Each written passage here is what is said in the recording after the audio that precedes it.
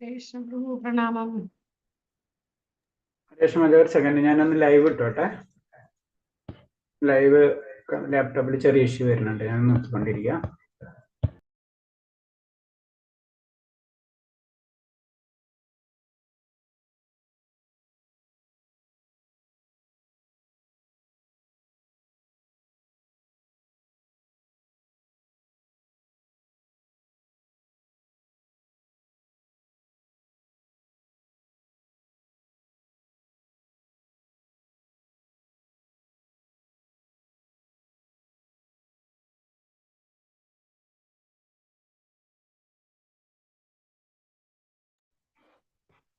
പ്രണാമം. നമുക്ക് പ്രാർത്ഥനയിലേക്ക് കിടക്കാം. ഓം നമോ ഭഗവതേ വാസുദേവായ, ഓം നമോ ഭഗവതേ വാസുദേവായ, ഓം നമോ ഭഗവതേ വാസുദേവായ, ഓം നമോ ഭഗവതേ വാസുദേവായ. നാരായണം നമസ്കൃത്യം നരം ചൈവ നരോത്തമം ദേവീം സരസ്വതീം വ്യാസം തതോ ജയമുദ്രയേത് നക്ഷത്രായേഷു ഭദ്രേഷു നിത്യം ഭാഗവത സേവയാ. ഭാഗവതേയുത്തമ ശ്ലോകേ ഭക്തിർഭവതി നഷ്ടകി മൂകം കരോതി വാചാലം പങ്കും ലംഘയതേ ഗിരി കൃപതമഹം വന്ദേ പരമാനന്ദമാധവം ശ്രീഗുരുദീനധാരിണം ശ്രീചൈതന്യമീശ്വരം വജ്ഞാനതിമിരാന്ധ്യസ്യ ജ്ഞാനാഞ്ജലശലാകയാ ചക്ഷുഷ്മിലിതം യേന തസ്മൈ ശ്രീഗുരുവേ നമഃ. ശ്രീചൈതന്യം മനോഭീഷ്ടം സ്ഥാപിതം യേന ഭൂതലേ സ്വയം രൂപകഥാ മഹ്യം തദാതി സഭാന്തികം. വന്ദേഹം ശ്രീഗുരു ശ്രീയുതപദകമലം ശ്രീഗുരും വൈഷ്ണവാംസ ശ്രീരൂപം സാഗരജാതം സഹന രഘുനാഥാനിതം തം സജീവം സാദൈവം സാവധൂതം പരിജനസഹിതം കൃഷ്ണചൈതന്യദേവം ശ്രീരാധാകൃഷ്ണപാദാൻ സഹന ലളിതാ ശ്രീവിശാഖാനിം താം സാഹേ കൃഷ്ണാകരുണാ സിന്ധോ ദീനബന്ധോ ജഗത്പദേ ഗോപേശ ഗോപികാന്ത രാധാകാന്ത നമസ്തുതേ തപ്തകാഞ്ചന ഗൗരാംഗീ രാധേ വൃന്ദാവനേശ്വരി വൃഷഭാനുസുതേ ദേവി പ്രണമാമി ഹരിപ്രിയേ വാഞ്ചാകൽപതരൂപേച്ഛ കൃപാസിന്ധിഭ്യേവ ച പതിനാം ഭാവനേഭ്യോ വൈഷ്ണവേഭ്യോ നമോ നമഃ. നമോ വിഷ്ണുപാദായ കൃഷ്ണപ്രേഷ്ഠായ ഭൂതലേ ശ്രീമദേ ഭക്തിവേദാന്ത സ്വാമിന്നിധി നാമിനേ. നമസ്തേ സാരസ്വദേവേ ഗൗരവാണി പ്രചാരിണേ നിർവിശേഷ ശൂന്യവാദി പാശ്ചാത്യദേശധാരിണേ. ജയ ശ്രീകൃഷ്ണ ചൈതന്യ പ്രഭു നിത്യാനന്ദ ശ്രീ അദ്വൈത ഗദാധര ശ്രീവാസാദി ഗൗരഭക്തവൃന്ദ. ഹരേ കൃഷ്ണ കൃഷ്ണ കൃഷ്ണ ഹരേ ഹരേ, ഹരേ രാമ രാമ രാമ ഹരേ ഹരേ. ഹരേ കൃഷ്ണ കൃഷ്ണ കൃഷ്ണ ഹരേ ഹരേ, ഹരേ രാമ രാമ രാമ ഹരേ ഹരേ. ഹരേ കൃഷ്ണ കൃഷ്ണ കൃഷ്ണ ഹരേ ഹരേ, ഹരേ രാമ രാമ രാമ ഹരേ ഹരേ. ഹരേ കൃഷ്ണ പ്രഭാതിക്ക് ജയ ഗുരുദേവിക്ക് ജനതുകൂടി വൈഷ്ണവഭക്തർക്ക് ജയ. ഹരേ കൃഷ്ണ, എല്ലാവർക്കും പ്രണാമം. അപ്പൊ നമ്മള് ഒമ്പതാമത്തേത് എത്ര പേര് ഓർമ്മ, എത്ര പേര് എടുത്തെന്ന് ഓർമ്മയുണ്ടോ? സ്ലൈഡ് നമ്പർ 4-ാമത്തെ സ്ലൈഡിനെ പറഞ്ഞോളൂ. 14-ാമത്തെ സ്ലൈഡാ? Okay okay. ഹരേ കൃഷ്ണ. 9-ാമത്തെ അല്ലേ? 9ഉം 10ഉം 11ഉം ഒരേപോലെയാണല്ലോ, നമ്മൾ പറഞ്ഞില്ലേ? 9ഉം 10ഉം 11 എന്ന് പറഞ്ഞു കഴിഞ്ഞാൽ വിദ്യനെ പറ്റിയാണ് പറയുന്നത് അല്ലെ? അപ്പൊ അതിൽ 9ാമത്തെ മന്ത്രത്തിൽ പറയുന്നത് ശരിക്കും പറഞ്ഞു കഴിഞ്ഞാല് ഭൗതികമായിട്ടുള്ള ജ്ഞാനം അല്ലെ? അതും അവിദ്യ തന്നെയാണ്, ഭൗതികം മാത്രം. അതിന്റെ പിറകെ പോയി കഴിഞ്ഞാലും അതെന്താണ്? അത് അജ്ഞാനം തന്നെ പറയാം. പിന്നെന്താണ്? നമ്മുടെ മിഥ്യജ്ഞാനം, അതായത് ആത്മീയമായിട്ടുള്ള ജ്ഞാനം തെറ്റായ രീതിയിൽ സമ്പാദിച്ചു കഴിഞ്ഞാലും അതും തെറ്റിലേക്ക് തന്നെ നമ്മളെ നയിക്കും. ഇതാണ് ഈ മന്ത്രത്തിൽ പറയുന്നത്. അപ്പൊ അതിനെ പറ്റിയിട്ടുള്ള ഡീറ്റെയിൽ ആയിട്ട് ഓരോ കാര്യങ്ങൾ നമ്മളോട് പറഞ്ഞു തരാണ്.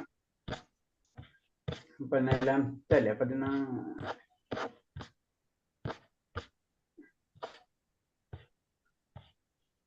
ഓക്കെ. 14-ാമത്തേതില് മന്ത്രത്തിലും ഇത് തന്നെ പറഞ്ഞു. കാരണം ശരിക്കും എന്താ വേണ്ടത്? നമ്മളെ അറിവ് എന്ന് പറഞ്ഞത് ഭഗവാൻ അറിയാന്നുള്ളതാണ്.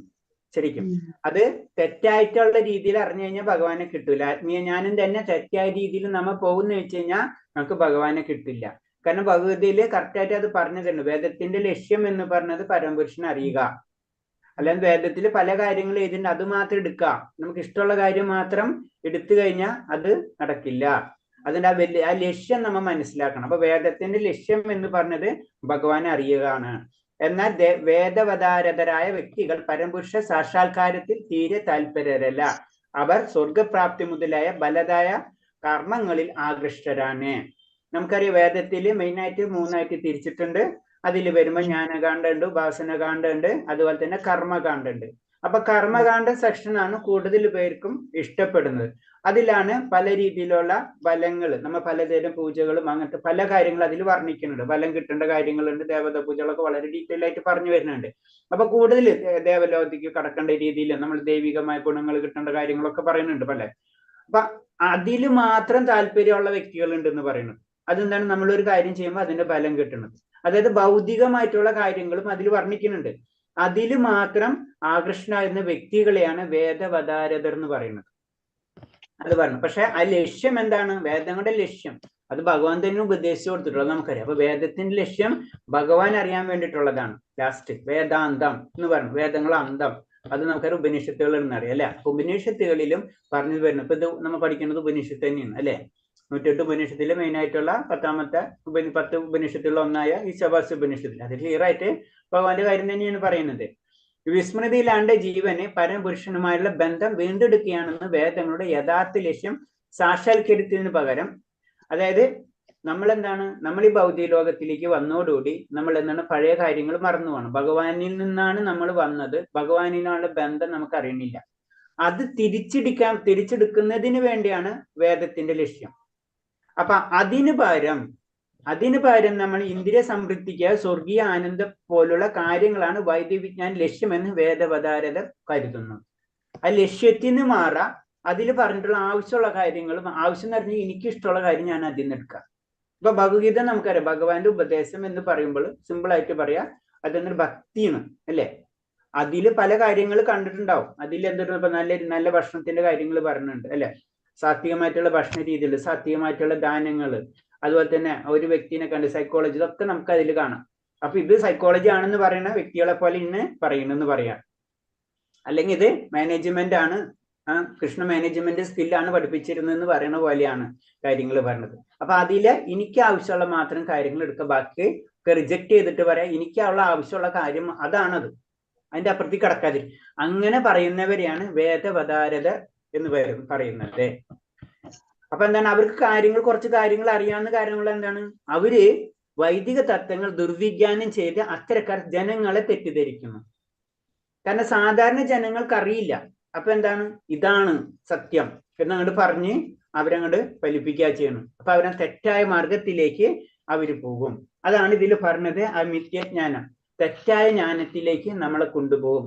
അപ്പൊ വളരെയധികം ശ്രദ്ധിക്കേണ്ടതാണ്. നമ്മൾ എന്താണ്, ഒരു ശാസ്ത്രീയ ജ്ഞാനം, അതായത് ആത്മീയ ജ്ഞാനം തേടുന്നതിന് മുന്നേ നമ്മൾ കറക്റ്റ് ആയിട്ട് എന്താണ്, അത് ശരിയായ പരമ്പരയിൽ നിന്നാണോ, അതേപോലെ തന്നെ ആ ഗുരു പരമ്പരയിൽ നിന്നാണ്, ആ ശാസ്ത്രീയ ബോധമുള്ളവർ തന്നെയാണോ നമ്മളെ പഠിപ്പിക്കുന്നത്, ആ ജ്ഞാനം തരുന്നത്. ആത്മീയ ഗുരു അത് തന്നെ അറിയാം, നമുക്ക് 3ആയിട്ട് തിരിച്ചിട്ടുണ്ട്. അതിൽ ഉത്തമ അധികാരി തന്നെയാണോ, ഇങ്ങനത്തെ കാര്യങ്ങളൊക്കെ മുഴുവനും പഠിച്ചതിന് ശേഷം മാത്രമായിരിക്കണം നമ്മൾ എന്താണ് ആത്മീയ ശാസ്ത്രം പഠിക്കേണ്ടത്. ഇപ്പൊ നമ്മളറിയാം, നമ്മൾ 10th 12th ഒക്കെ കഴിഞ്ഞിട്ടായിരിക്കും നമ്മൾ എന്താണ് നല്ല യൂണിവേഴ്സിറ്റി അല്ലെ റെക്കഗ്നൈസ്ഡ് ആണോ അല്ലാത്തതാണോ ഇതൊക്കെ നോക്കിയിട്ടാണ് നമ്മൾ ജോയിൻ ചെയ്യുക, ജനറൽ ആയിട്ട് പറയുമ്പോൾ അല്ലെ. അതേപോലെ തന്നെ ഇതിൽ ചേരണം. അല്ലെങ്കിൽ എന്താണ്, റെക്കഗ്നൈസ്ഡ് അല്ലെ യൂണിവേഴ്സിറ്റിയാണ്, കോളേജിലൊക്കെ അഡ്മിഷൻ എടുത്ത് കുറച്ച് നാൾ കഴിയുമ്പോഴേക്കും നമ്മൾ അറിയും, അപ്പൊ നമ്മുടെ സമയം ഇതൊക്കെ വെറുതെ വേസ്റ്റ് ആവും. അതേപോലെ തന്നെ ഭക്തിയിൽ നമുക്ക് പലതും നഷ്ടപ്പെടും. അപ്പൊ അത് കാരണം അത് ശ്രദ്ധിക്കണം എന്ന് പറയുന്നത്. അപ്പൊ നമുക്കൊരു വാണിംഗ് ആണ് ഈ മന്ത്രത്തിലോട്. എല്ലാതും അവരവരുടെ രീതിയിൽ വ്യാഖ്യാനിച്ചു കളയും. അപ്പൊ അറിവില്ലാത്തവർ സാധാരണക്കാരെ സംബന്ധിച്ച് അവരെ തെറ്റായ വഴിയിലേക്ക് നയിക്കും എന്നാ പറയുന്നത്. വേദവതാരന്മാർ വേദങ്ങൾക്ക് സ്വന്തമായ വ്യാഖ്യാനം നൽകുന്നു. അവര് തിരിച്ചിട്ട് അവരുടേതായ വ്യാഖ്യാനങ്ങളിലേക്ക് അതിലേക്ക് കൊണ്ടുപോകും. അപ്പൊ അവരെ ശ്രദ്ധിക്കണം. അവരുടെ നിന്ന് തന്നെ തത്വദേശിയില്ലാത്ത ചിലർ ഉയർത്തിക്കാണിച്ച് വൈദിക വിജ്ഞാനത്തിന് നേതൃനിരയിലുള്ള വ്യാഖ്യാതകളെ കെട്ടിച്ചമച്ച് കാട്ടുന്നു. അപ്പൊ എന്താണ്, ഇതേപോലെ തന്നെ എന്താണ് നമ്മൾ സാധാരണ രീതിയിൽ പറയില്ലേ, എന്തെന്ന്, മുക്കില്ലാത്ത രാജ്യത്ത് മുറിമുക്കൻ രാജാവ് എന്ന് പറഞ്ഞ പോലെ ഇങ്ങനെ അവരിൽ തന്നെ ഒരു വ്യക്തിനെ അവരങ്ങോട്ട് തെരഞ്ഞെടുക്കും. ആ സമ്പ്രദായമാണ് പലരും ചെയ്യുന്ന പറയണത്. അപ്പൊ അങ്ങനെ വരുമ്പോൾ എന്താണ്, ശരിക്കും ആ തെറ്റ് തന്നെ ആവർത്തിക്കപ്പെട്ടുകൊണ്ടിരിക്കും. അതാണ് ഇതിൽ വരുന്നത്. വൈദിക സാഹിത്യം അനന്യ സാധാരണമായ ഗ്രന്ഥങ്ങളുടെ ശേഖരണമാണെന്നും ഗുരു ശിഷ്യ പരമ്പരയിൽ കൂടിയല്ലാതെ അവ മനസ്സിലാക്കാൻ സാധ്യമല്ലെന്ന് അവർക്കറിയില്ല. ഈ നമ്മുടെ വൈദിക സാഹിത്യം എന്ന് പറഞ്ഞു കഴിഞ്ഞാൽ അത് പരിശുദ്ധമാണ്, അത് ശ്രുതിയാണ്, അതിൽ മാറ്റങ്ങളില്ല, മാറ്റങ്ങൾ വരുത്തേണ്ട ആവശ്യമില്ല. അത്രയും പ്യൂരിഫൈഡ് ആയിട്ടുള്ള ഒരു സാധനമാണ്. അതിൽ അഡീഷനും ഡിലീഷനും ഒന്നിന്റെ ആവശ്യമില്ല. അതെപ്പോ ചെയ്യാം?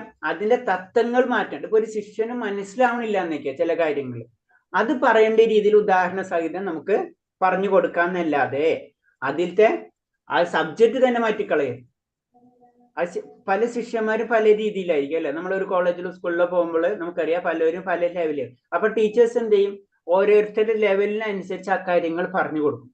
അതേപോലെ ആയിരിക്കണം. അല്ലാതെ ആ സ്റ്റുഡൻസിന് വേണ്ടി സബ്ജക്റ്റ് തന്നെ ഡിലീറ്റ് ചെയ്യാൻ പാടില്ല. അതാണ് ഇവിടെ നടക്കണമെന്ന് പറയുന്നത്. അല്ലെങ്കിൽ ഓരോരുത്തരുടെ ഇഷ്ടത്തിന് ഓരോ ചാപ്റ്റർ വേണ്ടാന്ന് വെക്കാം. സിലബസിലല്ലാതെ അവരവരെ സിലബസ് കൂട്ടിച്ചേർക്കുന്നവരുണ്ട്. അതാണ് പറഞ്ഞത്. പിന്നെ ഗുരു ശിഷ്യ പരമ്പരയിൽ കൂടെ, കാരണം അവർക്കറിയുള്ളൂ. അതിൽ മാത്സ് പഠിച്ച ടീച്ചർക്ക് മാത്സിനെ പറ്റി പറയാൻ പറ്റുള്ളൂ അല്ലെ. അത് വേറെ എന്തെങ്കിലും കൊമേഴ്സ് ടീച്ചർക്ക് മാത്സിനെ പറ്റി പറയാൻ പറ്റുമോ? ഇല്ല.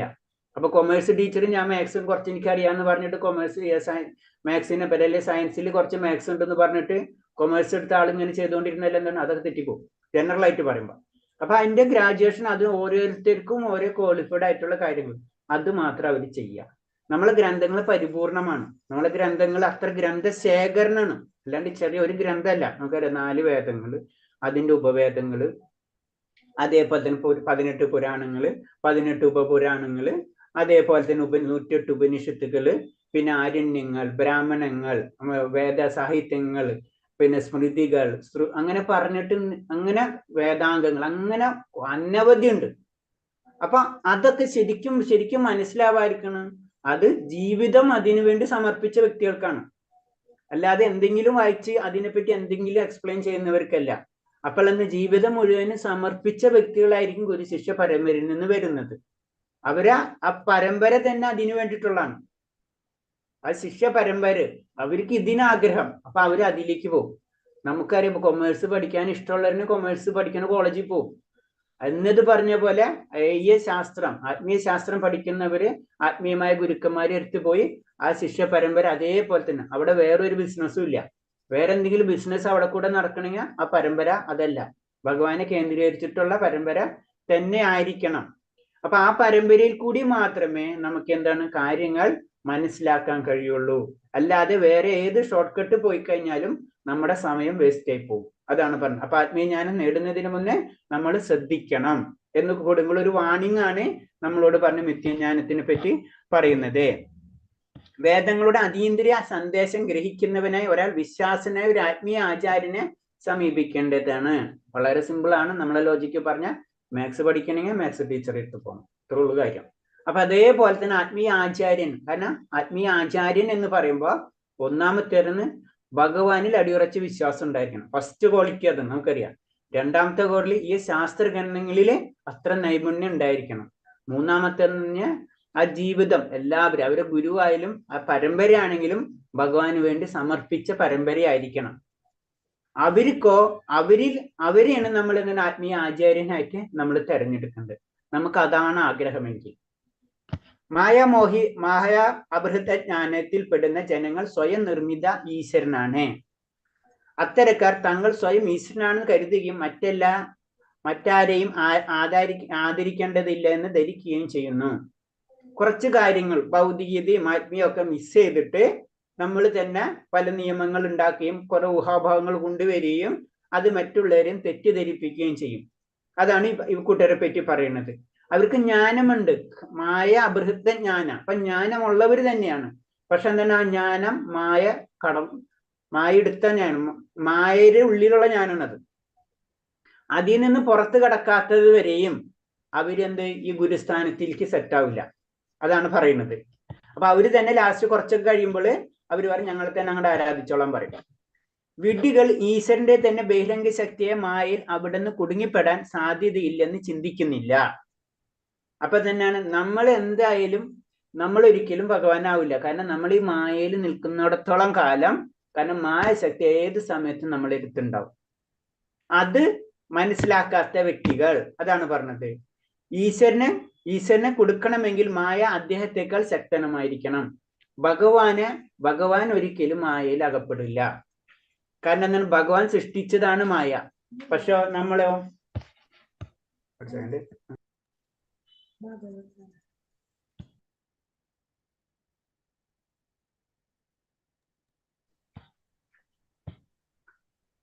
കാരണം എന്ന് വെച്ചാൽ സ്വഭാവം അനുസരിച്ച് ആത്മീയ ശക്തിയാണ്. അപ്പൊ ആത്മീയ ഭഗവാന്റെ അന്തരംഗ ശക്തിയിലേക്ക് ആണ് നമ്മൾ പോകേണ്ടത്. പക്ഷെ മായയിലകപ്പെട്ടാണ് ബഹിരംഗ ശക്തിനെ ആശ്രയിച്ചിരിക്കുന്നത്. ബഹിരംഗ ഞങ്ങൾ ഭൗതിക ലോകത്തിലേക്ക് നമ്മൾ വന്നു കഴിഞ്ഞു. ഇനി നമുക്ക് ഓപ്ഷൻ ഇല്ല. ഇപ്പൊ നമ്മൾ അമേരിക്കയിൽ പോയി കഴിഞ്ഞു. പിന്നെ അമേരിക്കയിലത്തെ നിയമം നമ്മൾ പാലിക്കണം. ആ നിയമം പാലിച്ചിട്ടോ നമുക്ക് പിന്നെ ഇന്ത്യയിലേക്ക് വരാൻ പറ്റുള്ളൂ. ഇത്രേ ഉള്ളൂ നിയമം. അവിടെ ചെന്നിട്ട് നമ്മള് ആ ഇന്ത്യൻ നിയമം അവിടെ കൊണ്ട് അപ്ലൈ ചെയ്യാൻ പറ്റില്ല. ഇതിന് രണ്ടും രണ്ട് സ്ഥലങ്ങൾ നമ്മൾ അതിന് പറഞ്ഞ ആത്മീയ ലോകവും ഭൗതിക ലോകവും രണ്ടും രണ്ടാണ്. ഭൗതിക ലോകത്തിലെയും ഭൗതിക നിയമങ്ങൾ, ആ ഭൗതിക നിയമങ്ങൾ തന്നെ ഉപയോഗിച്ചിട്ട് വേണം നമ്മൾ ആത്മീയ ലോകത്തിലേക്ക് കടക്കാൻ. അമേരിക്കയിൽ പോയി ഇന്ത്യയിലേക്ക് തിരിച്ചു വരണമെങ്കിൽ ആ അമേരിക്കയിലെ നിയമങ്ങളിൽ പറഞ്ഞിട്ടുള്ളത് പോലെ തന്നെ ചെയ്ത് ആ കംപ്ലീറ്റ് ചെയ്തതിന് ശേഷം നമുക്ക് കടക്കാൻ പറ്റുള്ളൂ. അതാണ് നമ്മളെ ശരീരം നമുക്ക് വേണമെന്ന് പറഞ്ഞത്. നമ്മൾ ഭൗതിക ലോകത്തിൽ വന്നു കഴിഞ്ഞു. നമ്മൾ ഈ ശരീരം ഉപയോഗിച്ചിട്ട് തന്നെ, ഈ ശരീരത്തിന്റെ ഗുണങ്ങൾ ഉപയോഗിച്ചിട്ട് തന്നെയാണ് നമ്മൾ ആത്മീയതയിലേക്ക് കടക്കുന്നത്. കാരണം ശരീരത്തിൽ ഇങ്ങോട്ട് പോന്നപ്പോ നമുക്ക് എന്തൊരു ശരീരവും തന്നു. കാരണം ഇത് ഈ ശരീരം ഇല്ലാണ്ട് നമുക്കിവിടെ നിൽക്കാൻ പറ്റില്ല.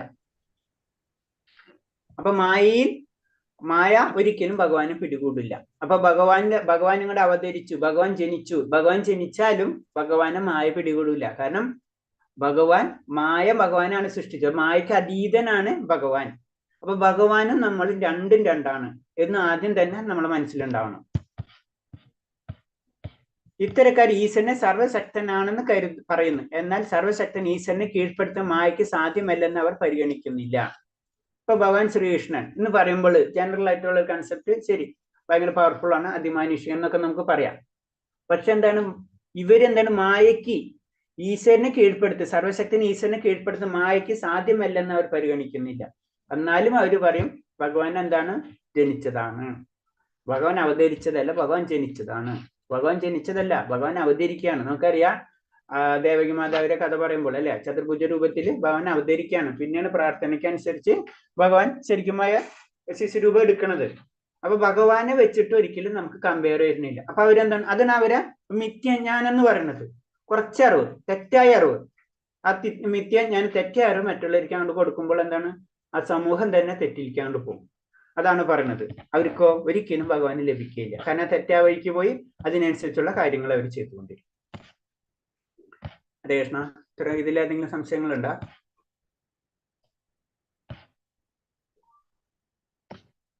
അപ്പൊ 2 പോയിന്റുകൾ സിമ്പിൾ ആയിട്ട് ഇതിലും ബേസിക് ആയിട്ട് ഈ മന്ത്രത്തിൽ പറഞ്ഞത് തെറ്റായ ജ്ഞാനത്തിലേക്ക് പോകരുത്.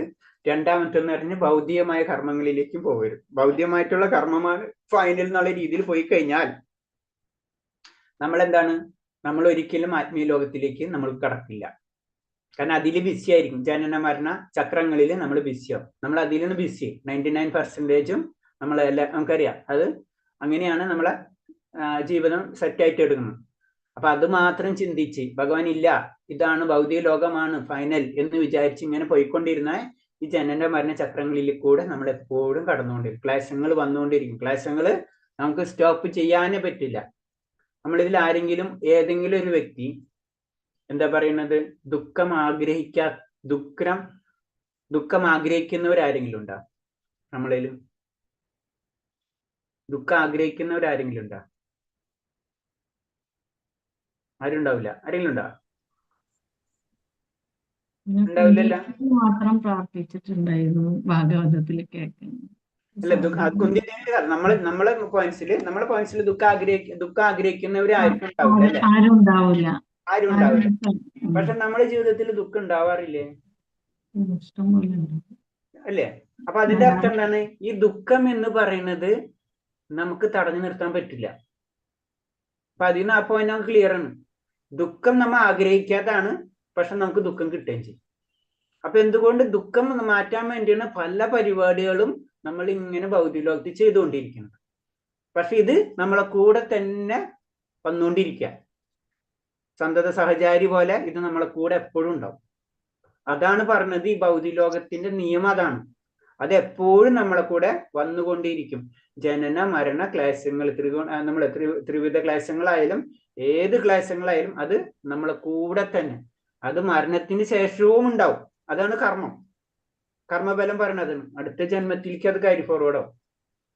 ഇതിൽ നിന്ന് തന്നെ എങ്ങനെ രക്ഷ നേടാം, അതാണ് ബുദ്ധിമാൻ ചിന്തിക്കുന്നത്. ആ വ്യക്തിയാണ് നമ്മളെ ഭക്തിയോഗം അല്ലെങ്കിൽ ബുദ്ധിയോഗം എന്ന് പറയുന്നത്. അപ്പൊ അതാണ് ഇതിൽ പറഞ്ഞു വരുന്നത്. അപ്പൊ അത് തെറ്റായ വഴിക്ക് അതിന് ഒരിക്കലും നമ്മൾ തെറ്റായമായിട്ട് ആത്മീയ ജ്ഞാനം തേടരുത് എന്നും കൂടെ നമുക്കൊരു വാണിംഗ്, ഒരു മുന്നറിയിപ്പാണ് ഈ മന്ത്രത്തിൽ തരുന്നത്. ഹരേ കൃഷ്ണ.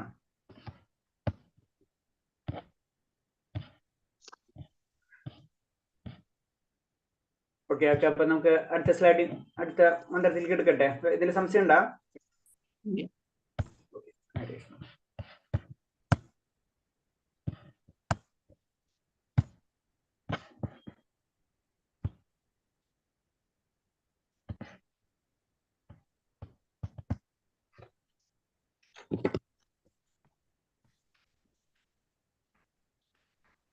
പത്താം മന്ത്രത്തിൽ പറയണത് 9, 10, 11 ഒരേ രീതിയിലുള്ളതാണ്.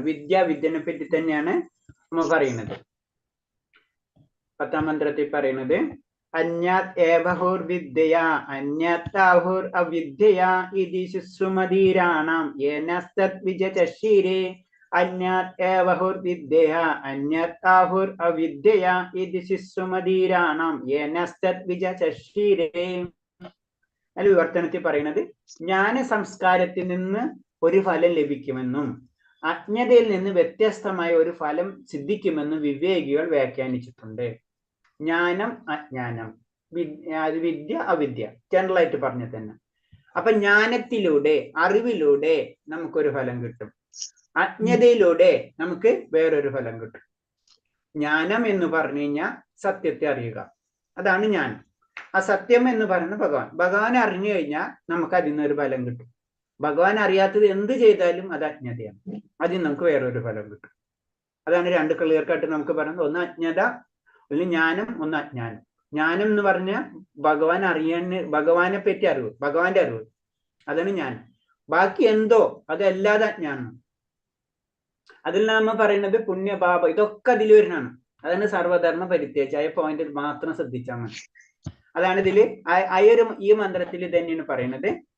അപ്പൊ ഭാവാർത്ഥത്തില് ഭഗവത്ഗീതയിൽ 13 അധ്യായത്തിൽ ഉപദേശിക്കുന്നത് 13:8 തൊട്ട് 12 വരെ ഉപദേശിക്കുന്ന പോലെ ഒരാൾ താഴെ പറയുന്ന രീതിയിൽ ജ്ഞാനം വളർത്തിയെടുക്കണം.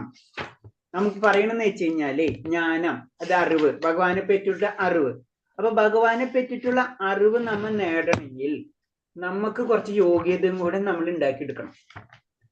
അതാണ് പ്രശ്നം. നമുക്കറിയാം, നമ്മളൊരു അഡ്മിഷൻ എടുക്കണമെങ്കിൽ, ഒരു കോളേജിൽ അഡ്മിഷൻ എടുക്കണമെങ്കിൽ എന്താണ്, കുറച്ച് യോഗ്യത നമുക്ക് വേണം. അതേപോലെ തന്നെ ഈ ജ്ഞാനം നേടണമെങ്കിൽ അല്ലെ, നമ്മൾ എന്താണ് കോളേജിലോ സ്കൂളിലൊക്കെ പോണ ഒരു ജ്ഞാനം നേടാനാണ് അല്ലെ.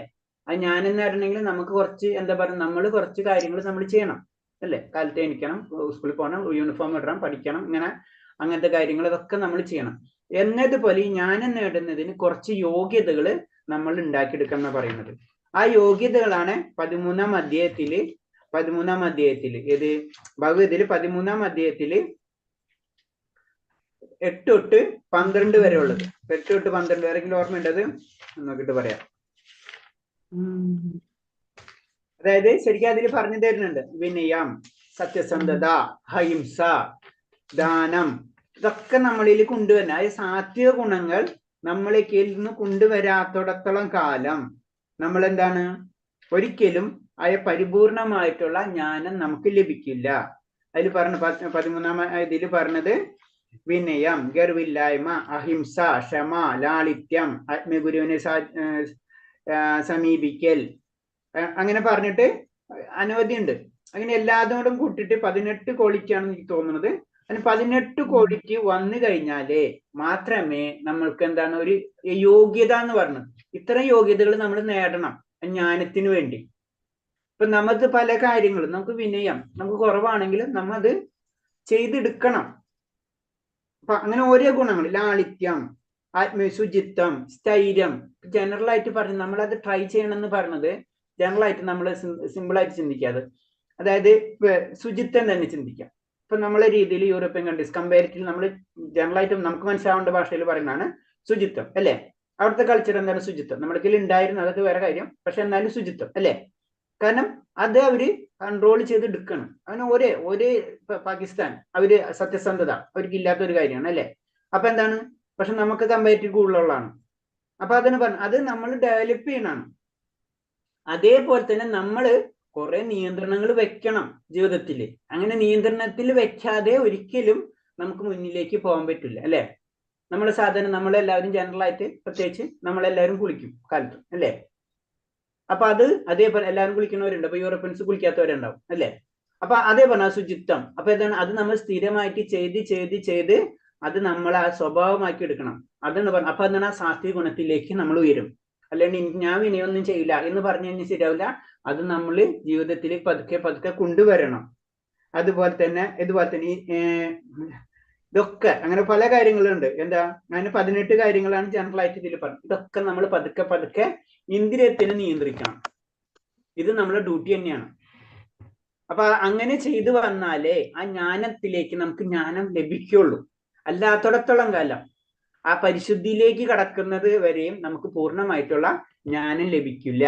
അപ്പൊ അതിന്റെ കാര്യങ്ങൾ തന്നെയാണ് 13-ാം അധ്യായത്തിന്റെ പകുതിയിലെ പോയിന്റ്സ് തന്നെയാണ് ഇതിൽ പറഞ്ഞത്. എങ്ങനെയാണ് നമുക്ക് ജ്ഞാനം ലഭിക്കുക. ഇപ്പൊ ഒരു ഗുണവാനായി തീരുകയും മറ്റുള്ളവരെ ആദരിക്കാൻ പഠിക്കുകയും വേണം. ഇത് നമ്മൾ ചെയ്യണം. അതാണ് രസം. ഇതൊക്കെ നമ്മൾ ജീവിതത്തിലേക്ക് കൊണ്ടുവരാം. അതാണ് ഞാൻ ഉദാഹരണം പറഞ്ഞത്. ഇപ്പൊ യൂറോപ്യൻ കൺട്രിയിലെ ശുചിത്വം നമ്മുടെ രാജ്യത്ത് കുറവാണ്. അവിടെ അത് സിസ്റ്റമാണ്, അത് ഫോളോ ചെയ്തിരിക്കണം, റൂളാണ്. മനസ്സിലായി. നമ്മുടെ നാട്ടിൽ അതില്ല. അപ്പൊ അത് നമ്മൾ അത് ഫോളോ ചെയ്യണം. ഇവിടെ റൂൾ വന്ന് നമ്മൾ ചെയ്യും. നമുക്ക് ഇഷ്ടമില്ലെങ്കിൽ നമ്മൾ ചെയ്തേ പറ്റൂ. ഇതേപോലെ ഒരേ കാര്യങ്ങൾ നമുക്ക് ഇഷ്ടമില്ലെങ്കിൽ നമ്മൾ ചെയ്യും. അങ്ങനെ ചെയ്ത് പിന്നെ എന്താണ്, അത് നമ്മുടെ സ്വഭാവമായിട്ട് മാറും. അങ്ങനെ ഒരു സ്വഭാവം വന്നു കഴിഞ്ഞാൽ നമുക്ക് ആ ജ്ഞാനത്തിലേക്ക് നമുക്ക് കടക്കാൻ കഴിയുള്ളൂ. പേരിനും പ്രശസ്തിക്കും വേണ്ടി മാത്രം ഒരുവൻ മത അനുയായി സ്വയം അഭിമാനിക്കരുതേ. നമുക്ക് പേരും പ്രശസ്തിക്കും വേണ്ടിയല്ല നമ്മൾ ഇത് ചെയ്യുന്നത് അല്ലെ. ഭഗവാന് വേണ്ടി അങ്ങനത്തെ രീതിയിലായിരിക്കണം നമ്മൾ ഒരു ഭക്തൻ സമീപിക്കേണ്ടത് എന്ന് പറയുന്നത്. അങ്ങനെ ചെയ്യുന്നവരുണ്ട് ആ രീതിയിൽ. അപ്പൊ അതൊന്നല്ല ഭക്തി, അല്ലെങ്കിൽ അതല്ല ജ്ഞാനം. സ്വന്തം പ്രവൃത്തികളായാലും മനസ്സിന്റെ ചിന്തകളാലും വാക്കുകളായാലും ഒരാളെ മറ്റുള്ളവർക്ക് ഉത്കണ്ഠ ഉണ്ടാക്കുന്നതിനുള്ള നിമിത്തമാവരുത്. നമ്മളെ ക്വാളിറ്റി സാത്വിക ഗുണത്തിലേക്ക് അല്ലെങ്കിൽ ദൈവിക ഗുണത്തിലേക്ക് കടക്കുന്നതിനുള്ള പല മെത്തേഡുകളുണ്ട്. പല മെത്തേഡല്ല, കുറെ വഴികളുണ്ട്. എല്ലാ വഴികളും നമ്മൾ ഒരു വഴി ഫില്ല് ചെയ്തു, ഒരു വഴി കൂടെ പോയി അത് ടിക്ക് ചെയ്തു, അടുത്ത വഴി കൂടെ പോയി ടിക്ക് ചെയ്ത് ചെക്ക് ലിസ്റ്റ് പോലെ എല്ലാതും നമ്മൾ ഫുൾഫിൽ ചെയ്യണമെന്നാ പറയുന്നത്. അപ്പൊ അതിലൊരു പോയിന്റ് ആണ് പറഞ്ഞത്, മറ്റുള്ളവരെ വിഷമിപ്പിക്കരുത്. ചുരുക്കി പറഞ്ഞു കഴിഞ്ഞാൽ മനസ്സുകൊണ്ടായാലും പ്രവൃത്തി കൊണ്ടായാലും വാക്കുകൾ കൊണ്ടായാലും മറ്റുള്ളവരെ വിഷമിപ്പിക്കരുത്. പിന്നെ മറ്റുള്ളവരിൽ ഏത് പ്രകോപനം നേരിട്ടാലും ക്ഷമ. അപ്പൊ ഇത് ക്ഷമയായി. മറ്റേത് വിനയം. അപ്പൊ വിനയം, ക്ഷമ ഇതൊക്കെ ഇതിൽ വരുന്നതാണ്. ആ ക്ഷമ നമ്മളിൽ ഉണ്ടായിരിക്കണം അല്ലെ. അപ്പൊ നമ്മളെ ക്ഷമ ഇതൊക്കെ അടുത്ത പോയിന്റിൽ പറയാൻ. മറ്റുള്ളവരുമായി ഇടപെടുമ്പോ കാപഢ്യം ഒഴിവാക്കണം. സത്യസന്ധത. നമ്മൾ 4 നിയമങ്ങൾ പാലിക്കുന്നുണ്ട് അല്ലെ. 4 നിയമങ്ങൾ പാലിക്കാൻ പറയുന്നത് എന്തിനാണ്? നമ്മളെ ഇങ്ങനത്തെ കാര്യങ്ങളിലേക്ക് കൊണ്ടുവരാണ്. നമ്മൾ ഇന്ദ്രിയങ്ങളെ നിയന്ത്രിക്കുകയാണ് ഓരോന്ന് അല്ലെ. മത്സ്യമാംസം അത് ഉപയോഗിക്കുമ്പോൾ എന്താണ്, നമ്മളെ ദയ എന്നുള്ള കാര്യം കുറയും. 2, അല്ലെങ്കിൽ നമ്മൾ ഇത് ഉപയോഗിക്കേണ്ടിയിരിക്കുമ്പോ ദയ കൂടും നമ്മൾക്ക്. 2, ലഹരി പദാർത്ഥങ്ങൾ തപസ് അല്ലെ, അത് കിട്ടും നമുക്ക്, അല്ലെങ്കിൽ അത് ഉപയോഗിച്ചാൽ അത് കുറയും. 2, പരസ്ത്രീ പരപുരുഷ ബന്ധം, അതെന്താണ്, നമ്മളെ പരിശുദ്ധി അത് പോകും, അല്ലെങ്കിൽ അത് കിട്ടും തിരിച്ച്. അടുത്തത് വരുന്നതാണ് കാപഢ്യം, അതായത് സത്യസന്ധത. അതെ, നമ്മളെ ചുതുകളി മറ്റുള്ള അങ്ങനത്തെ കാര്യങ്ങളുള്ള ഫൈനാൻസ് ആയിട്ടുള്ള, അതായത് മറ്റുള്ള വഞ്ചിക്കുക, അത് ഒഴിവാക്കണം നമ്മൾ. അതാണ് സത്യസന്ധത എന്ന് പറയുന്നത്. ഈ 4 ഗുണങ്ങള് നമ്മൾ മിനിമം വേണം നമുക്ക്. എന്താണ്, നമ്മൾ ഭക്തിയിലേക്ക് കടക്കുമ്പോൾ. അതാണ് നമ്മൾ ഇതിൽ 4 യമനിയമങ്ങൾ അത്ര സ്ട്രിക്റ്റ് ആയിട്ട് പറയുന്നത്. അനുക്രമമായ ആത്മീയ സാക്ഷാത്കാരത്തിൽ നയിക്കാൻ പറ്റിയ വിശ്വാസന ഒരു ആചാര്യനെ അന്വേഷിച്ച് കണ്ടെത്തണം. പിന്നെ നമ്മൾ ആത്മീയതയിലേക്ക് കടക്കാൻ ആഗ്രഹിക്കുമ്പോൾ നമ്മൾ ആ ഒരു ആചാര്യനെ കണ്ടെത്തണം. ഒരാൾ അത്തരം ആത്മീയ ഗുരുവിനെ സ്വയം സമർപ്പിച്ച് സേവനം നടത്തി പ്രസക്തമായ ചോദ്യങ്ങൾ ഉന്നയിക്കേണ്ടതാണ്. ഗുരു പറഞ്ഞ അതേപോലെ എടുക്കാന്നല്ല. നമ്മൾ ഉപനിഷത്തുകളല്ലാതെ ശ്രദ്ധിച്ചാല് ഗുരുവും ശിഷ്യനും നമ്മുടെ ചോദ്യവും ഉത്തരമാണ്. ബേസിക്കായിട്ട് ചോദ്യങ്ങൾ ചോദിക്കുന്നു, ഉത്തരങ്ങൾ പറയുന്നു. അങ്ങനെയാണ് ഉപനിഷത്തുകൾ. അങ്ങനെ ആയിരിക്കണം. നമുക്ക് പലതരം സംശയങ്ങൾ, ആത്മീയമായിട്ടുള്ള കാര്യങ്ങൾ സംശയങ്ങൾ ചോദിച്ച് സംശയ നിവാരണങ്ങൾ ചെയ്തു. അതെന്താണ്, എങ്ങനെ ചെയ്യണം എന്ന് പറയുന്നത്, അത് വിനയഭാവത്വം തത്വപ്രണിപാതേന പരിപ്രശ്നം, അത് നമുക്കറിയാം അല്ലെ ആ ശ്ലോകം. അങ്ങനെ അത് വളരെ വിനയത്തോടുകൂടി സേവിച്ച് ഗുരുവിനോട് ചോദിച്ച് നമ്മളത് മനസ്സിലാക്കണം. ഇതൊക്കെയാണ് നമ്മളെ ജ്ഞാനത്തിലേക്ക് കൊണ്ടുപോണ വഴികൾ. ആത്മസാക്ഷാത്കാര തലത്തിലേക്ക് വരാൻ ഒരാൾ വേദശാസ്ത്രം നിർദ്ദേശിച്ചിട്ടുള്ള നിയമ നിബന്ധനകൾ അനുസരിക്കേണ്ടതാണ്. എനിക്കിതൊന്നും ചെയ്യാൻ പറ്റില്ല, വേണമെങ്കിൽ ഞാൻ ഇങ്ങനെ ചെയ്യാം, അങ്ങനൊന്നും പറ്റില്ല. നമ്മൾ ഒരു കോളേജിലോ സ്കൂളിലോ അഡ്മിഷൻ എടുത്തു കഴിഞ്ഞാൽ ആ കോളേജിലെ നിയമങ്ങൾ പാലിക്കണം, അല്ലെങ്കിൽ സ്കൂളിലെ നിയമങ്ങൾ പാലിക്കണം, ഹോംവർക്ക് ചെയ്യണം. ഇതൊക്കെ അതേപോലെ തന്നെ വേദങ്ങളിൽ ചില കാര്യങ്ങൾ പറഞ്ഞിട്ടുണ്ട്. അതനുസരിച്ച് നിർദ്ദേശങ്ങൾ നമ്മൾ സ്വീകരിക്കണം. എന്നാലോ നമ്മൾ ഉദ്ദേശിച്ച ബെനിഫിറ്റ് നമുക്ക് കിട്ടുള്ളൂ. വേദശാസ്ത്രങ്ങൾ ഉറച്ചു നിൽക്കണം. ലാസ്റ്റ് അത് തെറ്റെന്ന് പറയേണ്ട ആവശ്യം. അപ്പൊ അങ്ങനെ പറയുന്നത് ഞാൻ ജനറൽ ആയിട്ടുള്ള പറയുന്ന പോയിന്റ്സുകളാണ്. ഇതൊക്കെയാണ് നമ്മളെ പബ്ലിക്കിന്റെ ക്വസ്റ്റ്യൻസ്. ഇതൊക്കെയാണ് വേദശാസ്ത്രങ്ങൾ ഉറച്ചു നിൽക്കണം. അത് സത്യമാണ്, ഭഗവാൻ സത്യമാണെന്ന് വിശ്വസിക്കാതെ അല്ലെങ്കിൽ യുക്തിപരമായിട്ട് നമുക്ക് ഭഗവാനെ പിടിച്ചാൽ കിട്ടില്ല. അപ്പൊ യുക്തിയും ഭക്തിയും രണ്ടും രണ്ടാണ്. അതിന് വേദശാസ്ത്രങ്ങൾ ഉറച്ചു നിൽക്കണം, ഭഗവാനിലും ഉറച്ചു നിൽക്കണം. ഇത് രണ്ടും മസ്റ്റാണ്. അത് ഞാൻ ഇന്നാളെ ഒരു കഥ നിങ്ങൾ പറഞ്ഞിട്ടില്ല, ഒരു ഇതിന്റെ ബേസിൽ ആരെങ്കിലും ഓർമ്മയുണ്ടോ? വേദശാസ്ത്രങ്ങൾ ഉറച്ചു നിൽക്കണം എന്ന് പറഞ്ഞിട്ടുള്ള ഒരു ഡിബേറ്റിന്റെ കാര്യം പറഞ്ഞില്ലേ? ഓക്കെ, അതിന് പറഞ്ഞ വിശ്വാസത്തിൽ പറഞ്ഞെന്നാണ് എന്റെ ഓർമ്മ. ഓക്കെ, കുഴപ്പമില്ല. അപ്പോ പിന്നെ അടുത്ത് പറഞ്ഞ ആത്മസാക്ഷാത്കാരത്തിൽ വിഘാതമായി നിൽക്കുന്ന സകല വ്യാപാരങ്ങളിൽ നിന്ന് ഒരാൾ പൂർണ്ണമായി ഒഴിഞ്ഞു നിൽക്കണം. നമുക്ക് ഫസ്റ്റ് പ്രയോറിറ്റി ഏതാണ് നമ്മൾ നിശ്ചയിക്കാം. നമുക്ക് ആത്മീയത ആണെങ്കിൽ ആത്മീയതയിലേക്ക് അതിന് പ്രയോറിറ്റി കൊടുക്കാം. ഇപ്പൊ ഞാൻ പറഞ്ഞു, ഞാൻ ഭക്തനൊക്കെ, പക്ഷെ എന്റെ തൊഴില് എന്താ പറയുന്നത്, എന്തെന്ന് മൃഗങ്ങളെ കശാപ്പ് ചെയ്യലാണ്, അത് എന്റെ തൊഴിലാണ്, അതെനിക്ക് വിടാൻ പറ്റില്ല. പക്ഷെ എനിക്ക് ഭക്തിയൊക്കെ വേണം, പക്ഷെ ഈ പരിപാടി എനിക്ക് നിർത്താൻ പറ്റില്ല എന്ന് പറഞ്ഞു കഴിഞ്ഞാൽ അതാണ് പറഞ്ഞത്. അതിന്റെ പോയിന്റാണ് പറഞ്ഞത്. അങ്ങനെ പല കാര്യങ്ങളും നമ്മളെ ജീവിതത്തിൽ പ്രശ്നങ്ങൾ വരും. പക്ഷെ നമ്മൾ ഫസ്റ്റ് പ്രയോറിറ്റി എന്താ കൊടുക്കേണ്ടത്? ഭക്തിപരമായിട്ടുള്ള കാര്യങ്ങളാണ്, അല്ലെങ്കിൽ ആത്മസാക്ഷാത്കാരത്തിനാണെന്ന് വെച്ചാൽ അതിന് പ്രയോറിറ്റി കൊടുക്കാം. ഇത് സെക്കൻഡറി. നമുക്ക് ഇതല്ലെങ്കിൽ അടുത്ത ജോലി കിട്ടും, ആ ജോലി അന്വേഷിക്കുക, അത് കണ്ടുപിടിക്കുക. അല്ലെങ്കിൽ ഞാൻ ഇതേ ചെയ്യുന്ന അത് ചെയ്തിരുന്നോ, കുഴപ്പമില്ല, വളരെ പ്രശ്നമില്ല. ആ കർമ്മഫലങ്ങൾ ഈ ജന്മം, അടുത്ത ജന്മം, നിജജന്മങ്ങൾ, ഓക്കെ, അത് പിന്നെ നമ്മുടെ കാര്യമാണോ, നമുക്കത് ഇഷ്ടമാണ് അല്ലേ, അത് കാരണമാണ് നമ്മൾ അത് വിടാത്തത്. അപ്പൊ നമുക്ക് അങ്ങനത്തെ ഇഷ്ടമുള്ള ജന്മം നമുക്ക് കിട്ടും. കാരണം നമ്മളെ മനുഷ്യ ശരീരത്തിൽ കുറെ ലിമിറ്റേഷൻസ് ഉണ്ട്. എല്ലാ കർമ്മങ്ങളും ചെയ്യാൻ പറ്റില്ല, നമുക്ക് എല്ലാതും കാണാൻ പറ്റില്ല. അപ്പൊ എല്ലാതും എനിക്ക് കാണണം എന്ന് പറഞ്ഞാൽ അങ്ങനത്തെ ജീവിയാക്കി നമുക്ക് കിട്ടും. നമ്മുടെ ജീവിതം അങ്ങനെയായി മാറും. സ്വന്തം ശരീരം നിവർത്തിക്ക് മാറ്റലിൽ കവിഞ്ഞ് ഒന്നും ഒരാൾ സ്വീകരിക്കരുത്. ഇതൊക്കെയാണ്. ഇത്രയൊക്കെ നമ്മൾക്ക് ഇത്രയും കാര്യങ്ങൾ ചെയ്ത് പോയി കഴിഞ്ഞാലേ ആ ജ്ഞാനത്തിലേക്ക് നമ്മൾ എത്തുള്ളൂ. അതിന് സിമ്പിളായിട്ട് നമ്മൾ ലളിതമായിട്ട് ജീവിക്കാൻ പഠിക്കുക, അതിന് പ്രസാദം സ്വീകരിക്കുക. അപ്പൊ അങ്ങനെ ഇതൊക്കെ ശരിക്കും നമ്മൾ വേദങ്ങളിൽ പറഞ്ഞിട്ടുള്ള കാര്യങ്ങൾ എന്തിനാണ്? നമ്മളെ പതുക്കെ കാരണം നമ്മൾ ജന്മജന്മാന്തരങ്ങളായി ചെയ്തു വെച്ചിട്ടുള്ള കർമ്മഫലങ്ങളും കൊണ്ടുവരുന്ന അതും കൊണ്ടുപോവാണ്.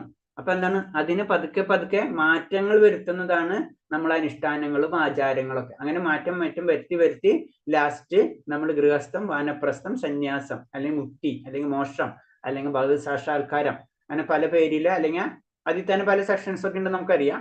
അവിടേക്കൊക്കെ നമുക്ക് പോകാൻ പറ്റുള്ളൂ. അപ്പൊ സ്ഥൂലമായി ഈ ഭൗതിക ശരീരം താനെന്ന് തെറ്റിദ്ധരിക്കുകയോ ശരീരമാണ് ബന്ധപ്പെട്ടതെല്ലാം തൻ്റെതാണെന്ന് കരുതുകയോ ചെയ്യരുത്.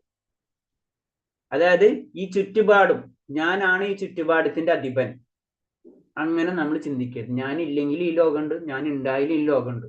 ഈ ലോകത്തിന് ഒരു വ്യത്യാസം വരില്ല. ഈ ശരീരം ഇത് നമുക്കറിയാം, നമ്മൾ 50 വർഷം മുന്നില്ല, 50 വർഷം അല്ലെങ്കിൽ 100 വർഷം കിട്ടും. 100 വർഷത്തിന് മുന്നില്ല, 100 വർഷത്തിന് ഇല്ല. ഇത്രയുള്ളൂ ശരീരം. നമ്മുടെ മുഖം തന്നെ എല്ലാതും മാറിക്കൊണ്ടിരിക്കും. അതും എന്ന് മനസ്സിലാക്കാം. അത് മനസ്സിലാക്കുന്നതോടുകൂടിയാണ് നമ്മൾ നമ്മൾ ആത്മീയ ബോധത്തിലേക്ക് നമ്മൾ കടക്കുന്നത്. ഭൗതിക ശരീരത്തിൽ നിലനിൽക്കുന്ന കാലത്തോളം പുനർജന്മം അതുകൊണ്ട് മരണശേഷം എല്ലാം തീരുന്നല്ല പറഞ്ഞത്. നമ്മളെ കർമ്മങ്ങൾ മുഴുവൻ ആക്കിയിട്ടില്ലെങ്കിൽ അടുത്ത ജന്മത്തിലേക്ക് കടക്കും. പിന്നെ രോഗം, മരണം മുതലായ ഭൗതിക ക്ലേശങ്ങൾ ഒരാൾ അനുഭവിക്കേണ്ടി വരുന്ന എല്ലായ്പ്പോഴും ഓർക്കേണ്ടതാണ്. നമ്മൾ ഈ ഭൗതിക ശരീരം നിലനിൽക്കുന്നിടത്തോളം കാലം നമുക്ക് പുനർജന്മുണ്ട്. അത് ഒഴിവാക്കാൻ എന്താ മാർഗം? പുനർജന്മത്തെ മാറ്റി നിർത്താം. കാരണം ഈ ജന്മം അല്ലെങ്കിൽ അടുത്ത ജന്മത്തിൽ കിട്ടും. അപ്പൊ നമുക്കറിയാം, ചിലവര് സാധാരണ രീതിയിൽ ചിലവർ ഇങ്ങനെ ഫുള്ള് ഇതിൽ പോകുന്നുണ്ടാവും. അപ്പൊ വിചാരിക്കുന്നത് എന്താണ്, അവർക്കൊന്നും പ്രശ്നമില്ല, ഞാൻ ഇത്തരം ഭഗവാനെ വിളിക്കുന്നുണ്ടല്ലോ, ഇത് കർമ്മഫലാണ്. അതൊക്കെ നമ്മൾ പഠിച്ചിട്ടുണ്ട് അല്ലെ? നമ്മള് ഉപദേശം ഇതിലെ പഠിച്ചത് അത് ഏതിലാ പഠിച്ചത് നിങ്ങള്? നമുക്ക് പാകമായത്, വിത്ത്, അത് ഭക്തിരസാമൃത സിന്ധു. അപ്രാരാബ്ധം ബീജം കൂടം. ബീജം കൂടം അല്ലേ? അപ്പൊ അങ്ങനെയാണ് നമ്മളെ ഓരോ കാര്യങ്ങളും നിൽക്കുന്നത്. നമുക്ക് ഒറ്റയടിക്കാൻ്റെ റിസൾട്ട് കിട്ടും. ചിലത് പെട്ടെന്ന് കിട്ടും അല്ലെ? ഒരു ചീരയുടെ വിത്ത് ഇട്ട് കഴിഞ്ഞാൽ പെട്ടെന്ന് മുളയ്ക്കും അല്ലെ?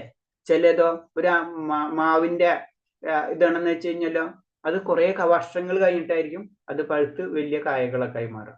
ഇന്നതുപോലെയാണ് ഏത് കർമ്മം എന്തൊക്കെ ചെയ്യണം നമുക്കറിയില്ല. അതിന്റെ ഒക്കെ റിസൾട്ട് നമുക്ക് കിട്ടിയിരിക്കും. ചിലപ്പോൾ പെട്ടെന്ന് കിട്ടും, ചിലപ്പോൾ കുറച്ച് കഴിയുമ്പോൾ കിട്ടും, ചിലപ്പോൾ ഈ ജന്മത്തിൽ കിട്ടും, ചിലപ്പോൾ അടുത്ത ജന്മത്തിൽ കിട്ടും. അപ്പൊ ഇതൊക്കെ ഇങ്ങനെ നമ്മള് ഇതൊക്കെ നമുക്ക് ഉണ്ടാവും, നമ്മൾ ഓർക്കണം. അപ്പോഴോ നമുക്ക് എന്താണ് ഈ ആത്മീയതയിലേക്ക് നമുക്ക് കടക്കാൻ തോന്നുള്ളൂ. ഭൗതിക ശരീരത്തിന് ഇത്തരം ക്ലേശങ്ങൾ ഒഴിവാക്കാനുള്ള പദ്ധതി ആസൂത്രണം ചെയ്യുന്നത് കൊണ്ട് പ്രയോജനമില്ല. ഭൗതികമായിട്ട് അത് നമ്മളിപ്പോ പറഞ്ഞത് ദുഃഖം ആരും ആഗ്രഹിക്കുന്നില്ല, പക്ഷെ എല്ലാവർക്കും ദുഃഖം ലഭിക്കുകയും ചെയ്യും. അതിനുകൊണ്ട് എന്തൊക്കെ കാര്യങ്ങൾ നമ്മൾ ചെയ്തു കൂട്ടുന്നത്. അതുകൊണ്ട് അങ്ങനെ ഭൗതിക ശരീരം ഇത്തരം ക്ലേശം ഒഴിവാക്കുന്ന പദ്ധതി ആസൂത്രണം ചെയ്യുന്നതുകൊണ്ട് പ്രയോജനമില്ല. അത് ഈ രൂപത്തിൽ അല്ലെങ്കിൽ പല രൂപത്തിലും ഇങ്ങനെ വന്നുകൊണ്ടേയിരിക്കും. ആത്മീയ വ്യക്തിത്വം വീണ്ടെടുക്കാനുള്ള മാർഗം കണ്ടെത്തുകയാണ് ഏറ്റവും നല്ല ഉപായം. നമ്മുടെ ലക്ഷ്യം എന്ന് പറഞ്ഞു കഴിഞ്ഞാല് നമുക്ക് നമ്മുടേതായ ഒരു വ്യക്തിത്വം ഉണ്ട്, ആത്മീയ രൂപമുണ്ട്, അത് സ്വരൂപമുണ്ട്. അതിനെ കണ്ടെത്തുക, അതാണ് ആത്മസാക്ഷാത്കാരം എന്ന് പറയുന്നത്. അതിനെ കണ്ടെത്താൻ ഉപായം നമ്മൾ എപ്പോഴും ചിന്തിച്ചു കൊണ്ടിരിക്കണം. ആത്മീയ പുരോഗതിക്ക് ആവശ്യമായ ജീവിതാവശ്യങ്ങൾ കഴിഞ്ഞ് ഒന്നിലും കൂടുതൽ ആസക്തി പുലർത്തരുത്. അത് നമ്മൾ 1-ാം മന്ത്രത്തിൽ തന്നെ അത് വിശദമായിട്ട് പറയുന്നുണ്ട് അല്ലെ? കാരണം ഭഗവാനാണ് പിശാവാസ്യം ഇതം സർവം അല്ലെ? അപ്പൊ എന്താണ് എല്ലാതും ഭഗവാന്റെ ഉടമസ്ഥയിലാണെന്നാണ് നമ്മൾ ആദ്യം മനസ്സിലാക്കേണ്ടത്, നമ്മുടേതല്ല. നമ്മൾ പിന്നെ അതും എന്താണ് തനിക്ക് നീക്കി വെച്ചിട്ടുള്ളത് അത് മാത്രം നമ്മൾ ഉപയോഗിക്കാൻ പഠിക്കുക. അതാണ് പറഞ്ഞത്. അപ്പൊ അവിടെ അത് സിംപ്ലിസിറ്റി, ഹൈ തിങ്കിങ്. ശാസ്ത്രാനുഷ്ഠാനങ്ങൾക്ക് അധികമായി ഗൃഹപുത്ര കളാദ്രിതകളിൽ അത്യാസക്തി പുലർത്തരുത്. നമ്മളെ കുടുംബം, നമ്മളെ ബന്ധു, നമ്മളെ പുത്രൻ അല്ലെങ്കിൽ പത്നി അല്ലെങ്കിൽ പതി ഇതിനൊന്നും വലിയ വേണം, പക്ഷെ എന്താണ് ഫുള്ളി അറ്റാച്ച്ഡ് ആവരുതെന്നാണ് പറയുന്നത്. കാരണം അത് കാരണം കൊണ്ടാണ് ശരിക്കും എന്താ ബ്രഹ്മചാരികൾ ഗൃഹസ്ഥ എടുക്കാത്തത്. ഗൃഹസ്ഥത്തിലും നമുക്ക് എന്താണ് ആത്മീയ സാക്ഷാത്കാരം നമുക്ക് ലഭിക്കും, ഗൃഹസ്ഥത്തിൽ ആത്മസാക്ഷാത്കാരം ലഭിക്കും. പക്ഷെ എന്താ ഗൃഹസ്ഥത്തിൽ കടന്നു കഴിഞ്ഞാൽ ഇങ്ങനത്തെ എല്ലാ പ്രശ്നങ്ങളും നമുക്ക് കൂടുതലുണ്ടാവും. അപ്പൊ എന്താണ് നമുക്ക് കൂടുതൽ ബുദ്ധിമുട്ടായിരിക്കും, കൂടുതൽ വർക്ക് ചെയ്യേണ്ടി വരും നമ്മൾ. ബ്രഹ്മചാരികൾക്ക് എന്തായാലും ഈ പ്രശ്നമില്ല. അതാണ് ചിലവര് ബ്രഹ്മചര്യത്തിൽ തന്നെ നിൽക്കുന്ന ഗൃഹസ്ഥത്തിൽ കടക്കാത്തത്. ഗൃഹസ്ഥർക്കും ചെയ്യാൻ പറ്റും, പക്ഷെ അവർ കൂടുതൽ വർക്ക് ചെയ്യണമെന്ന് മാത്രം. കാരണം ഈ വിരക്തി, ആസക്തി ഒക്കെ ഇതിലേക്ക് കൊണ്ടുവരണം നമ്മൾ. ഇഷ്ടാനിഷ്ടങ്ങളിൽ സന്തോഷിക്കുകയോ ദുഃഖിക്കുകയോ ചെയ്യരുത്. ഇത് കേവലം മനസ്സിന്റെ സൃഷ്ടിക്കപ്പെട്ടിട്ടുള്ളതാണെന്ന് മനസ്സിലാക്കേണ്ടതാണ്.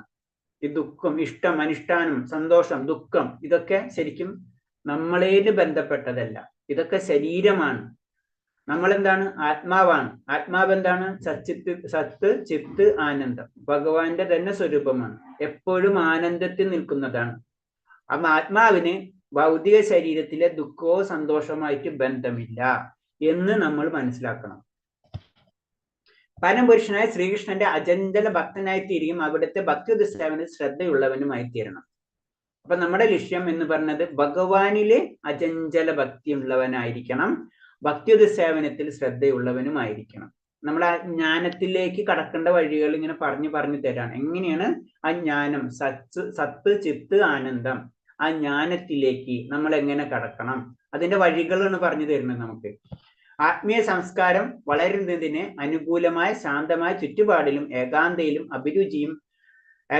അഭിരുചിയും ഭക്തന്മാരല്ലാത്ത ജനങ്ങൾ തിങ്ങിപ്പാർക്കുന്ന സ്ഥലങ്ങളുടെ വിപത്രിയും വേണം. അതെന്താണ് നമ്മൾ ചെയ്യേണ്ടത്? എന്താണ് അനുകൂലം ആത്മീയമായിട്ടുള്ള സംസ്കാരം വളർത്തിയെടുക്കുന്ന അങ്ങനത്തെ സ്ഥലത്ത് നമ്മൾ ജീവിക്കാൻ ശ്രമിക്കുക. ഏകാന്തത ആവശ്യമാണ്, അതിലൊരു അഭിരുചി ഉണ്ടാക്കിയെടുക്കുക നമ്മൾ. പിന്നെ എന്താണ് ഭക്തരല്ലാത്തവര് അവരായിട്ട് അങ്ങനത്തെ സ്ഥലങ്ങളിൽ ആ കൂടുതൽ നമ്മൾ കണക്ഷൻ ഉണ്ടാവാതിരിക്കുക.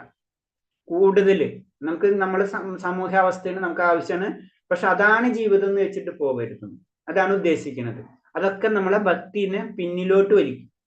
നമുക്ക് തന്നെ അറിയാം, ജനറലായിട്ട് നമുക്ക് ചിന്തിച്ചാൽ അറിയാം, കുറെ നമ്മൾ നിരീശ്വരവാദികൾ കൂടെ യുക്തിവാദികൾ കൂടെ നമ്മൾ യാത്രയാണെന്ന് വെച്ച് കഴിഞ്ഞാൽ നമ്മളെ ഭക്തി പതുക്കെ കൊണ്ട് കുറയും. അതാണ് പറയുന്നത്. അപ്പൊ അത് ശ്രദ്ധിക്കണം. തിരിച്ച് നമ്മള് സാധു അതായത് ഭക്തന്മാരെ കൂടെ ആണെങ്കിലോ നമ്മളെ ഭക്തി വളരെ കൂടി വരും. അപ്പൊ അത് നമ്മൾ ശ്രദ്ധിക്കണം. അപ്പൊ ഭക്തന്മാരെ കൂടെയോ അല്ലെങ്കിൽ അങ്ങനത്തെ വ്യക്തികൾ, അതിന് ഗുരു, സാധു, ശാസ്ത്ര വളരെ സിമ്പിൾ ആണ്. ഇതായിരിക്കണം നമ്മൾ എപ്പോഴും നമ്മളിൽ ഉണ്ടാവേണ്ടത്. ആത്മീയ ജ്ഞാനം അനിശ്ചരമാണെന്നും എന്നാൽ ഭൗതിക ജ്ഞാനം മരണത്തോടെ അവസാനിക്കുന്നതുമാണെന്ന് ഗ്രഹിച്ചേ ഒരുവൻ ശാസ്ത്രജ്ഞനോ തത്വജ്ഞാനി ആയിത്തീരുകയും ആത്മജ്ഞാനത്തിൽ ഗവേഷണം നടത്തുകയും ചെയ്യേണ്ടതാണ്. കാരണം നമുക്കറിയാം ആത്മീയ ജ്ഞാനം അല്ലെ, ഭക്തി അത് മാത്രം നശിച്ചു പോകില്ല അല്ലെ. അത് നമ്മൾ അടുത്ത ജന്മത്തിലും നമുക്ക് എവിടെ വെച്ച് നിർത്തിയോ അടുത്ത ജന്മത്തിൽ നമുക്ക് അവിടെ വെച്ച് സ്റ്റാർട്ട് ചെയ്യാൻ പറ്റും. ബാക്കിയെല്ലാതും നമ്മൾ എന്താണ്, നമ്മളെ ശരീരം, സൗന്ദര്യം, ധനം, ബന്ധുക്കൾ, സ്വത്തുക്കൾ ഇതൊന്നും നമുക്കതിൽ ഉണ്ടാവില്ല. ഇത് മനസ്സിലാക്കി നമ്മൾ ഗവേഷണം ചെയ്യുന്നുണ്ടെങ്കിൽ തന്നെയും, അതായത് ഒരു ജിജ്ഞാസു തലത്തിലേക്കെങ്കിലും നമ്മൾ ഉയരണം. ചുരുങ്ങിയത് നമ്മളെ ജിജ്ഞാസു ജ്ഞാനി സെക്ഷനാണ്. നമ്മളെ 4 സുഹൃത്തുക്കൾ വരുമ്പോ ജിജ്ഞാസു ജ്ഞാനി അല്ലെ. മറ്റുള്ള രണ്ടുപേരും അല്ലെങ്കിൽ എന്താണ്, ഒരുവരെ ആഗ്രഹമാണ് അല്ലെ, ധനം ആഗ്രഹിക്കുന്നവർ ദുഃഖിതനാണ്. അടുത്ത ജിജ്ഞാസു എന്ന് പറഞ്ഞാൽ എന്താണ്, ഭഗവാനെ പറ്റി അറിയാനുള്ള ആഗ്രഹം അല്ലെ, ആത്മീയ ജ്ഞാനത്തെ പറ്റി അറിയാൻ. അപ്പൊ അവർ ഗവേഷണങ്ങൾ നടത്തും അല്ലെ. അറ്റ്ലീസ്റ്റ് നമ്മൾ അവിടെയെങ്കിലും എത്തണം. ഞാനിന്ന് പിന്നെ ഭഗവാൻ അറിഞ്ഞ വ്യക്തി. പിന്നെ ഈ 18 വസ്തുക്കളെയും വിജ്ഞാന വികാസത്തിന് അനുക്രമമായി പ്രയോജനപ്പെടും. നമ്മൾ 18 കാര്യങ്ങളാണെന്ന് പറഞ്ഞത്. ഇതൊക്കെ എന്താണ്, ഈ വിജ്ഞാനം ഭഗവാനെ പറ്റിയുള്ള അറിവിനെ ഉപയോഗപ്പെടുത്താം അല്ലെങ്കിൽ ഉപയോഗപ്പെടുന്നു. അപ്പൊ ഇത്തരം കാര്യങ്ങള് നമ്മൾ ജീവിതത്തിലേക്ക് നമ്മൾ കൊണ്ടുവരണം എന്നാ പറയുന്നത്. ഇതൊക്കെ ഇന്ദ്രിയങ്ങളെ, ചുരുക്കി പറഞ്ഞു കഴിഞ്ഞാൽ ഇന്ദ്രിയങ്ങളെ നമ്മൾ നിയന്ത്രിക്കാതെ നമുക്ക് ഒരിക്കലും ആ ജ്ഞാനം നമുക്ക് ലഭിക്കില്ല. അപ്പൊ നമ്മൾ പ്രാക്ടിക്കൽ ഇഷ്യൂ എന്ന് പറഞ്ഞു കഴിഞ്ഞാൽ ഇത് നമുക്ക് പ്രാക്ടിക്കലാക്കാൻ വളരെ ബുദ്ധിമുട്ടാണ്. ജനറൽ ആയിട്ട് പറഞ്ഞു കഴിഞ്ഞാൽ ഇത് എത്തണം.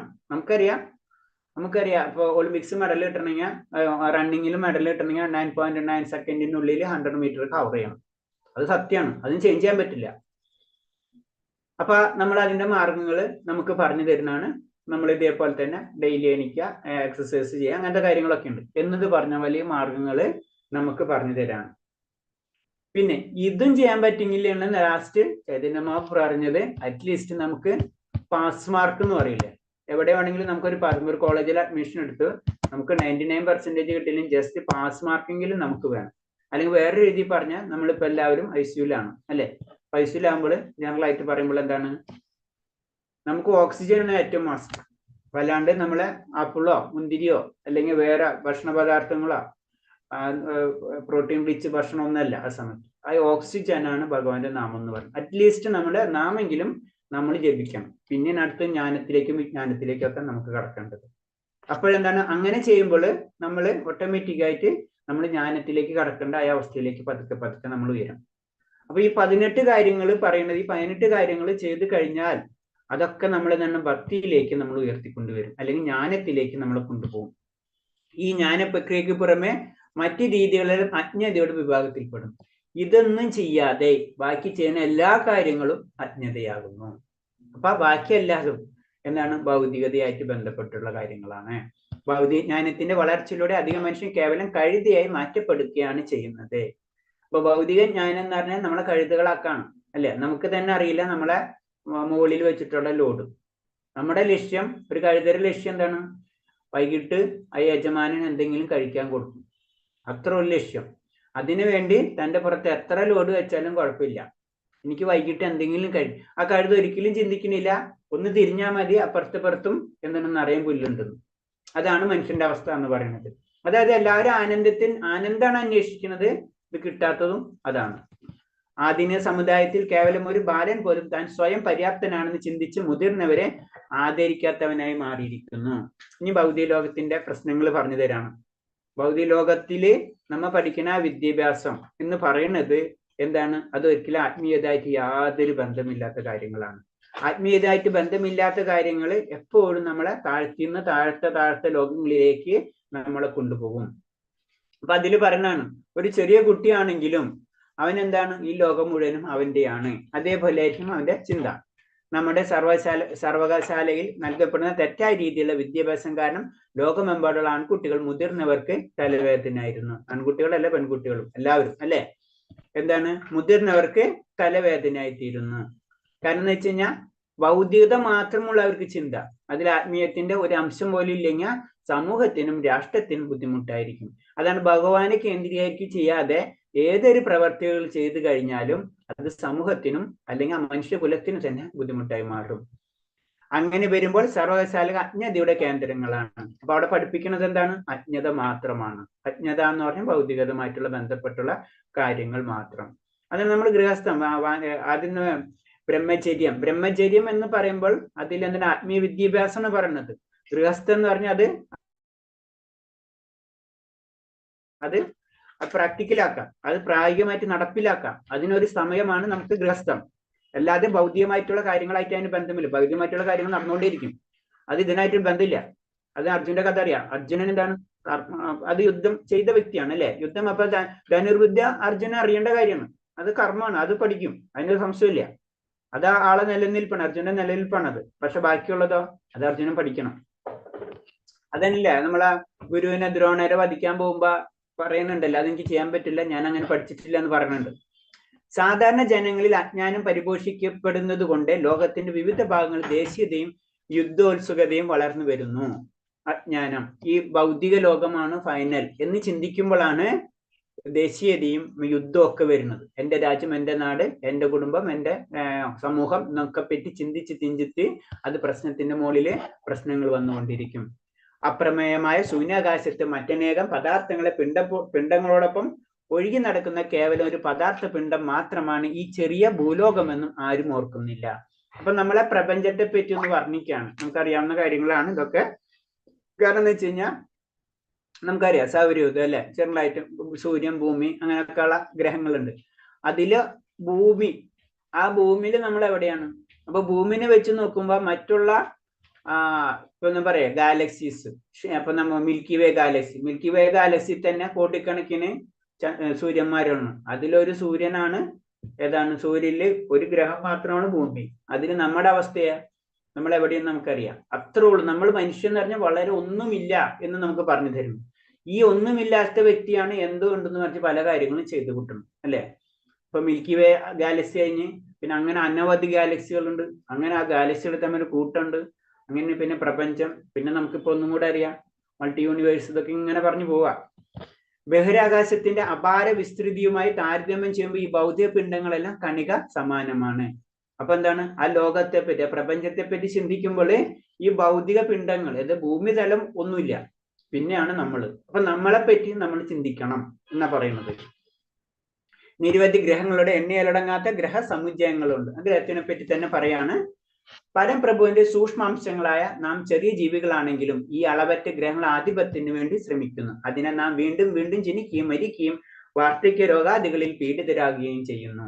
വീണ്ടും പറയാണ്, നമ്മള് വളരെ ചെറിയ ജീവികളാണ് അല്ലെ? വലിയ സൂക്ഷ്മാംശങ്ങളായ നാം ചെറുത്, വളരെ ചെറുതാണ് നമ്മൾ ഈ ഭൗതിക ലോകത്തിന് വെച്ച് നോക്കുമ്പോൾ നമ്മുടെ അവസ്ഥ. പക്ഷെ എന്നാലും നമുക്ക് എന്ത് വേണം? ആധിപത്യം നേടണം. അപ്പൊ അതിനു വേണ്ടി നമ്മൾ എന്ത് വീണ്ടും നമുക്ക് അപ്പൊ ഈ ജന്മത്തിൽ തീർക്കാൻ പറ്റില്ല. നമ്മൾ ഏത് ആഗ്രഹങ്ങളും ഒരിക്കലും നമുക്ക് തീരില്ല. മരണക്കടയിൽ കിടക്കുമ്പോഴും നമുക്ക് ആഗ്രഹങ്ങൾ ബാക്കിയായിരിക്കും. അപ്പൊ എന്താണ്? ആ ആഗ്രഹം നിറവേറ്റാൻ വേണ്ടി അടുത്ത ജന്മം എടുക്കും. അത് പോരാണ്ട് വരുമ്പോൾ അടുത്ത ജന്മം എടുക്കും. അങ്ങനെയാണ് നമ്മൾ ഇതിന്റെ ഉള്ളിൽ ഇങ്ങനെ കറങ്ങിക്കൊണ്ടിരിക്കുന്ന പറയുന്നത്. 20-30 വർഷം കുറഞ്ഞു വരുന്നുണ്ടെങ്കിലും മനുഷ്യായുസിന്റെ ദൈർഘ്യം ഒരു 100 കൊല്ലമാണെന്ന് കണക്കാക്കപ്പെട്ടിരിക്കുന്നു. സാധാരണ രീതിയിൽ നമ്മൾ ജനറൽ ആയിട്ട് നമ്മുടെ ആയുസ് എന്ന് പറഞ്ഞാൽ 100 വർഷമാണ് മനുഷ്യന്റെ ആയുസ് എന്ന് പറഞ്ഞത്. പക്ഷെ എന്താണ്? നമുക്കറിയാം ഓരോ വർഷം എത്ര കണ്ടുപിടുത്തങ്ങൾ കൂടുന്നോറോ അത്ര മനുഷ്യന്റെ ആയുസ് കുറഞ്ഞുകൊണ്ടിരിക്കുകയാണ് ജനറൽ ആയിട്ട് പറഞ്ഞത്. അജ്ഞാന സംസ്കാരത്തിന്റെ മൂഢന്മാരായവർ ഈ പരിമിത കാലത്ത് ഇന്ദ്രിയം കൂടുതൽ ഫലപ്രദമായി അനുഭവിക്കുന്നതിന് വേണ്ടി ഈ ഗ്രഹത്തിനകത്ത് തന്നെ സ്വന്തമായി രാഷ്ട്രങ്ങൾ സ്ഥാപിച്ചിരിക്കുന്നു. കാരണം നമ്മളെ എല്ലാവരും ലക്ഷ്യം ജനറൽ ആയിട്ട് പറയുമ്പോൾ എന്താണ്? എല്ലാവർക്കും ഇന്ദ്രിയം ഈ കുറച്ച് സമയത്തിനുള്ള ഫുൾ എൻജോയ്മെന്റ്, അത് മാത്രമേ ചിന്തിക്കുന്നുള്ളൂ. അപ്പൊ അതിനുവേണ്ടി പല കാര്യങ്ങളും ചെയ്തു കൂട്ടണമെന്ന് പറയും. അത് കുറച്ച് സമയമുള്ളൂ നമുക്ക്. അതിനുവേണ്ടി വളരെ ഇങ്ങനത്തെ പല കാര്യങ്ങൾ ഇങ്ങനെ ചെയ്തു കൂട്ടാണ്. ഓരോ രാഷ്ട്രം മറ്റു രാഷ്ട്രങ്ങൾ ഉത്കണ്ഠയെ ഉറവിടമായി മാറിയിരിക്കുന്നു. ഇപ്പൊ നമ്മൾ ഇപ്പോഴത്തെ സിറ്റുവേഷൻ തന്നെ ആലോചിച്ചാൽ അല്ലെ? ഒരു രാഷ്ട്രം മറ്റൊരു രാഷ്ട്രത്തിന് ബുദ്ധിമുട്ടാണ്. എന്തിനാ? രണ്ടുപേർക്കും ബുദ്ധിമുട്ടാണ്. രാഷ്ട്രത്തിന്റെ 50% ശക്തിയും രാജ്യ സുരക്ഷാ നടപടിക്ക് വേണ്ടി നീക്കിവെക്കപ്പെടുകയും അങ്ങനെ പാഴാക്കുകയും ചെയ്യുന്നു. ഇതൊക്കെ ഭൗതികത്തിന്റെ പ്രശ്നങ്ങളാണ് പറഞ്ഞു തരുന്നത്. നമ്മൾ ഇതിൽ പറഞ്ഞ് 2 സംസ്കാരങ്ങൾ ഉണ്ടെന്ന് പറഞ്ഞ്, ഒന്ന് ജ്ഞാനവും അജ്ഞാനം. ജ്ഞാന സംസ്കാരത്തെ പറ്റി പോകുമ്പോൾ നമുക്ക് എന്താ മനസ്സിലായത്? ഇങ്ങനെ 18 പല പല വഴികളുണ്ട് അല്ലെ? വിനയം, അഹിംസ, ക്ഷമ, ഇങ്ങനെ പറഞ്ഞിട്ട് പല വഴിയിൽ കൂടെ നമ്മൾ യാത്ര ചെയ്യണം. എന്നാലേ പൂർണ്ണമായിട്ടുള്ള ജ്ഞാനം നമുക്ക് ലഭിക്കുള്ളൂ. തിരിച്ച് ഭൗതികമായിട്ടുള്ള അവസ്ഥയിലാണെങ്കിൽ ഈ പറഞ്ഞ കാര്യങ്ങളൊക്കെ ഭൗതികമായിട്ടുള്ള പ്രശ്നങ്ങളാണ്. ഈ രണ്ടും നമ്മൾ എന്തിരിക്കാ കൊണ്ടുപോവാം? അതായത് ജ്ഞാനം, അപ്പൊ ജ്ഞാനത്തിലേക്കാണ് കൊണ്ടുപോകണമെന്ന് വെച്ച് കഴിഞ്ഞാൽ അതിൻ്റെ ഒരു ഫലം കിട്ടും. അതായത് തീർച്ചയായിട്ടും ഭഗവാനെ കിട്ടും. ഇതാണെന്ന് വെച്ച് കഴിഞ്ഞാൽ ഇതിലൊരു ഫലം കിട്ടും, അത് നമുക്ക് ദുഃഖമായിരിക്കും. അതിന് പറഞ്ഞത് ഇപ്പൊ രാഷ്ട്രങ്ങൾ തമ്മിലാണെങ്കിലും അവർ തമ്മിൽ പ്രശ്നം, വ്യക്തികൾ തമ്മിൽ പ്രശ്നം. ഇത്തരം തെറ്റായ വിദ്യാഭ്യാസത്തിൽ ഈശോവാസ ഉപനിഷത്ത് മുന്നറിയിപ്പ് നൽകുന്നു. ഭഗവത്ഗീതയായിട്ട് ശരിയായി ജ്ഞാനം വികസിപ്പിക്കേണ്ട എങ്ങനെ തന്നെ പറ്റി നിർദ്ദേശം നൽകുന്നു. അപ്പൊ ഈശോവാസ ഉപനിഷത്ത് നമുക്ക് പറഞ്ഞു തരാണ്, നമ്മുടെ വിദ്യാഭ്യാസം ഇങ്ങനെ പോയി കഴിഞ്ഞാൽ നമ്മളെ ക്ലേശങ്ങൾ ഏത് സമയത്തും നമുക്ക് നിലനിൽക്കും. ഇത് പരിപൂർണമാക്കാൻ പറ്റില്ല. ഭഗവത്ഗീത എന്താണ്? ആ ജ്ഞാനം എങ്ങനെയാണ്, നമ്മൾ ഈ ജ്ഞാനത്തിലേക്ക് എങ്ങനെയാണ് എത്തേണ്ടതെന്ന് ഭഗവത്ഗീത നമുക്ക് പഠിച്ചു തരുന്നു. വിനയ, ക്ഷമ, ഇതൊക്കെ നമ്മൾ പഠിച്ചെടുക്കണം, അല്ലാതെ പറ്റില്ല. അപ്പൊ ജനറൽ ആയിട്ട് നമുക്ക് നോക്കിക്കഴിഞ്ഞാൽ നമ്മളെ ഇന്ത്യൻ സ്റ്റേറ്റുകൾ എടുത്തു കഴിഞ്ഞാൽ ഓരോ സ്റ്റേറ്റിന്റെയും ജനറൽ ആയിട്ട് ഒരു ക്യാരക്ടർ ഉണ്ടാവും. ഓരോ സ്റ്റേറ്റിന് ക്യാരക്ടർ ഉണ്ടാവും, ഓരോ സ്റ്റേറ്റിന് കൾച്ചർ ഉണ്ടാവും. ഇതെങ്ങനെ വന്നു? അത് അവർ ഡെവലപ്പ് ചെയ്തെടുത്താണ് അല്ലേ? അതേപോലെ തന്നെ കൺട്രീസ് എടുത്തു കഴിഞ്ഞാൽ ഓരോ കൺട്രീസ് ഓരോ കൾച്ചർ ഉണ്ടാവും, ഓരോ ക്യാരക്ടർ ഉണ്ടാവും. ഇപ്പൊ ചൈനക്കാരെടുത്തു കഴിഞ്ഞാൽ, അല്ലെങ്കിൽ ജപ്പാൻകാരെടുത്തു കഴിഞ്ഞാൽ, യൂറോപ്യൻസിന്റെ പല കൺട്രീസ്, അവർക്ക് ഓരോരോ ക്യാരക്ടർ, ഇത് അവർ ഡെവലപ്പ് ചെയ്യണം. ഇതേപോലെ തന്നെ നമ്മളത് എടുക്കണം. അതിന്റെ മാർഗങ്ങളാണ് എന്നാണ് ഭഗവത്ഗീതയിൽ നമുക്ക് പറഞ്ഞു തരുന്നത്. ഈ മന്ത്രത്തിലെ ധീരനിൽ വേണം വിദ്യ നേടാമെന്ന് സൂചിപ്പിക്കുന്നു. മായാശക്തിയിൽ അസ്വസ്ഥനാത്ത ഒരു വ്യക്തിയാണ് ധീരൻ. അപ്പൊ എന്താണ് നമ്മള് ഒന്നും കൂടെ നമുക്ക് പറഞ്ഞു തരുന്നത്? നമ്മൾ അറിവ് നേടേണ്ടത് ഭക്തനിൽ നിന്നായിരിക്കണം. അല്ലെങ്കിൽ ധീരൻ എന്ന് പറഞ്ഞു കഴിഞ്ഞാൽ നമ്മൾ എന്താണ്? മായാശക്തിയിൽ അസ്വസ്ഥനാകാത്ത അല്ലെ? സാധാരണ പറഞ്ഞാൽ ധീരൻ എന്ന് പറഞ്ഞാൽ അറിയാം അല്ലെ? ആരും എന്ത് പറഞ്ഞാലും കുലുങ്ങാത്ത വ്യക്തി. അപ്പൊ അതേപോലെ തന്നെ മായാശക്തിയിൽ അസ്വസ്ഥനാകാത്ത ഒരു വ്യക്തിയായിരിക്കണം ആര്? ധീരൻ അല്ലെങ്കിൽ ഒരു ഭക്തൻ എന്ന് പറയാണ്. ഹരേഷ്ണ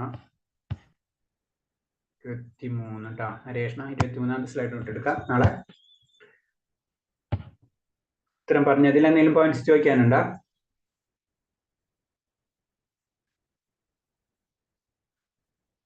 ഈ മന്ത്രത്തിൽ ഫസ്റ്റ് ജനറൽ ആയിട്ട് പറഞ്ഞ രണ്ട് പോയിന്റ് ആണ്. ഒന്ന് ജ്ഞാനം, അജ്ഞാനം. ജ്ഞാനം എന്ന് പറയുമ്പോൾ ഭഗവാൻ അറിയാം, ഭഗവാൻ അറിയാത്ത എന്തൊരു കാര്യം അജ്ഞാനം. അപ്പൊ ജ്ഞാനത്തിലേക്ക് പോകേണ്ട വഴികളാണ് പറഞ്ഞു തരുന്നത്. ഏതൊക്കെ രീതിയിലാണ് ജ്ഞാനത്തിലേക്ക് നമ്മൾ കിടക്കുക. അടുത്തത് അജ്ഞാനത്തിലേക്ക്, അജ്ഞാനം ഉണ്ടായിക്കഴിഞ്ഞാൽ നമുക്ക് ഉണ്ടാവുന്ന പ്രശ്നം. ജ്ഞാനമല്ലാത്ത എന്തോ അത് മുഴുവൻ അജ്ഞാനമാണ്. അപ്പൊ അജ്ഞാനത്തിന്റെ പ്രശ്നങ്ങൾ മുഴുവനാണ് ഇപ്പൊ ബാക്കി വരുന്ന ഡീറ്റെയിൽസിൽ നമ്മൾ പറഞ്ഞത്. ഹരേഷ്ണ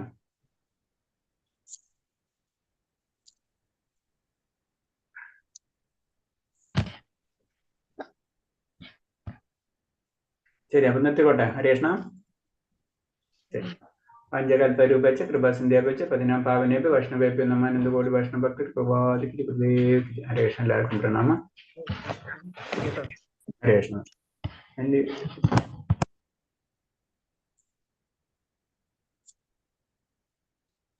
ഹരേഷ്ണ കയറിയിട്ടുള്ളവർ, ഈ ക്ലാസ് കയറിയിട്ടുള്ളവർ രണ്ടാമത് കയറിക്കോളൂ കേട്ടോ. ഞാൻ ലീവ് ചെയ്യാം. 3-4 പേര് കയറിയിട്ടുണ്ട്, അതായത് അവർ രണ്ടാമത് കയറിപ്പോ ഞാൻ